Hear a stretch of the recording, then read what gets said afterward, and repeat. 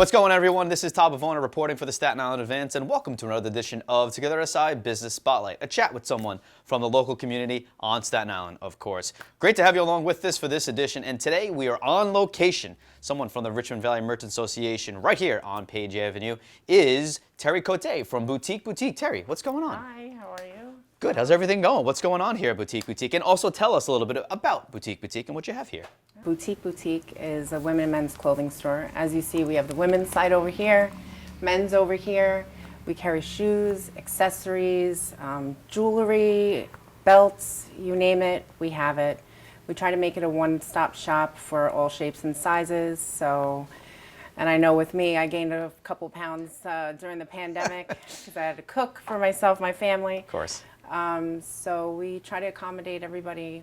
What was your inspiration for the aesthetic here and for what we're seeing on the walls and hanging everything? What was your inspiration? My inspiration, well, we were located on Richmond Valley Road, and we had an industrial look, so we wanted to keep that flow with the name, because I worked really hard to brand it in that location, and because of personal situations, the location had to change.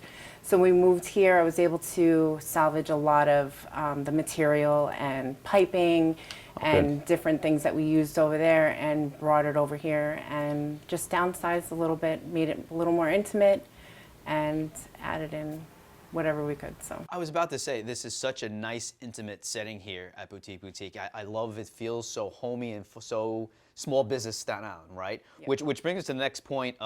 We talk to everyone about COVID hits. Affected your affected your business. You pretty much closed, but you adjusted, and as you're a big proponent of the community and rallying together. Talk to us about the past few months, what it's been like, but also businesses rallying for each other.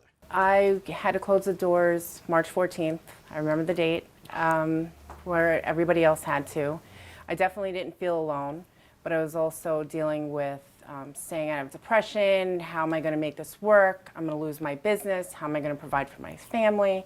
I'm a single mom, so child support only goes so far, and so I had to during that time, because I had just opened up this new location, my online business didn't really take off.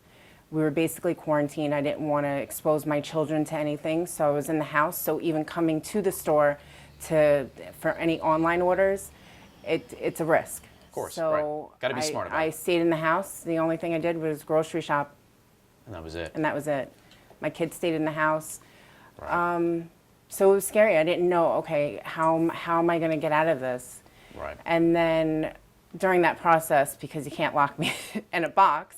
Can't lock Terry in a box. No way. She's way too creative? social. She likes to be out there. So how did you get creative? What'd you do? I ended up opening up the Bookkeeper Bee NYC, which is basically traveling bookkeeper. Oh, very cool. I wanted to do that prior to opening up the clothing business, going into the clothing business. So during that time, I was able to take off with that business, and I'm doing really well. Still collecting clients all over Staten Island, and then the boutique, I was just, okay, how am I going to get the support from the government? Mm-hmm. What packages does the Small Business Association, what can they help me with? And so I was doing my research. I was able to apply for some of the loans. I helped my clients apply for some of those loans as well. Oh, great. Also with the forgiveness of them, just educating myself on different matters, and then I spoke with my landlord after being frightened not to talk to him because I've other small businesses on the island. I was speaking to them, and the landlords weren't having any mercy on them. Wow. And I was like, can you help me out, right? So I called up my landlord, and to my surprise, he was just like, open your doors, Terry. Great. He owns a funeral home. He saw firsthand of all the death that was happening around. Sure. He said, I'm busier than I've ever been. Money's good, but it's not where I want to be, seeing it's sad. Right. So him being able to give me the opportunity, and he said, open your doors, we'll work it out. It took a huge weight off my back, and so here we are. That's great. Wow, what a great story. So there's so much to unpack there. There's the ingenuity of you trying a different business, right, while still maintaining boutique here. The graciousness of your landlord to allow you to open up, and here you are. You had a nice reopening not too long ago, and you're still able to do what you want to do. That's great. I mean, talk about a great business story here. Together SI Business Spotlight. Terry, anything else that silver lining or any other positive takeaways from the past few months? You've been so successful. We're so happy for you. Thank you. Anything else that you would want to share with the viewers of this Spotlight that, to come out here, of course, boutique. Yeah. But what else? Come out here and Spend your money. I'm open Thursday through Sunday, 11 to 5. I shorten the hours just because, this is what's happening right now. Right. And when you come in, we have hand sanitizer at the front door, masks if you don't have one. I Lysol all the dressing rooms. I Lysol the entire store. Nobody can use the bathroom, which is a complete emergency. I Lysol that down too. I also have a special quarantine if somebody tries on clothes. I hang them on a rack and I just let them sit there. And yeah, unfortunately, I won't be able to sell them. But I let the time period go where I know if there is a virus on there, it'll die. Smart. One of the big things is let's support the local stores, local restaurants. If the big takeaway is I didn't have enough time with my children because I was so focused on work, build, fundraise, get my name, networking. And it can all be done now, we know, remotely, sitting behind your computer screen with your kids in the background screaming. Okay. Exactly. And that's another reason why I shorten the hours, so I can have that time with them. Perfect.